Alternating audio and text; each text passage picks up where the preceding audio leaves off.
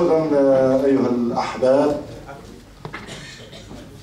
من جمال إلى شاب أيضا من بلدي الألف قبة وقبة بدأ يشق مشواره في دنيا الأدب إبداعا وتنظيرا ودراسة، ونكبر فيه هذا الإقدام ونشد على يديه.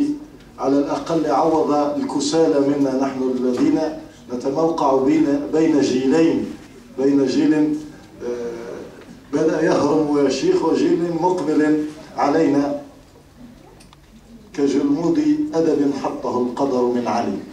ندعو إلى المنصة الأستاذ أحمد مكاوي الذي له من المطبوعات ديوان صخب الصمت، ديوان مشترك تباريح النخل وتجليات الشعر العربي المعاصر بالاشتراك، أيضا مخطوطات شهوة البوح ومتاهات اليقين وسفر في عيون قاسية وصدى الغربة، هكذا ندى الغربة. إذا مساء الخير، تفضل. شكرا لمن دعا ومن حضر، ونحن سعداء بكل هذه الوجوه.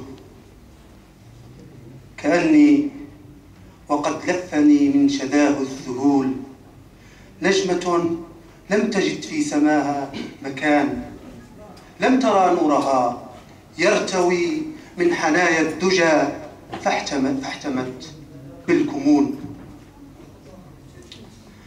موعودة أنت باللقيا وبالأمل، مسكونة أنت بالآهات والحزن.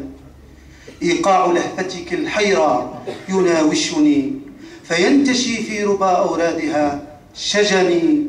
مسافة الوقت قد غنتك فانسربي في مقلتي وتيهي في رؤى مدني. وداعب الحلم المكان في خلدي إلا كذكرى سالت في غفلة الزمن. ولون الوعد ما شئتيه وانتظري عسى يؤوب الذي في قلبه سكن.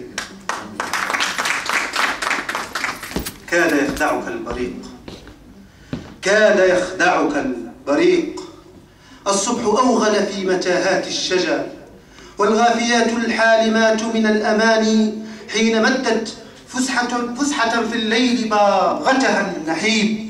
والحلم أغربة بباب الفجر ترسل في مداك رؤى توسدها الغروب.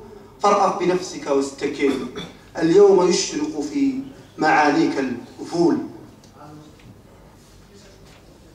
أخيرا، إيقاع هذا البحر أسمعه هنا وأراه في صخب يمد صداه.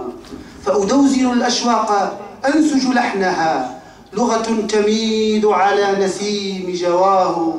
ترتادني همسا فأسرج بوحها، رؤيا تفيض فتستفز شجاه. تنساب من نبع غدا إيراقه، معنى معنى ينتشي برضاه. الحزن فيه مدائن والهانة تغفو على وجع سا ومداه. والوجد فيها وردة لا ينتهي أبدا شذاها أو يموت نداه. عمر توطن بين موج سادر، في الغي يقتمس الذي يخشاه. ويخط في صخر الحقيقة صمته، كلما غدا بيقينه مأواه. رسم الحياة كما اشتهاها فاستوت كل الدروب بوجهه تلحاه. شكرا لكم.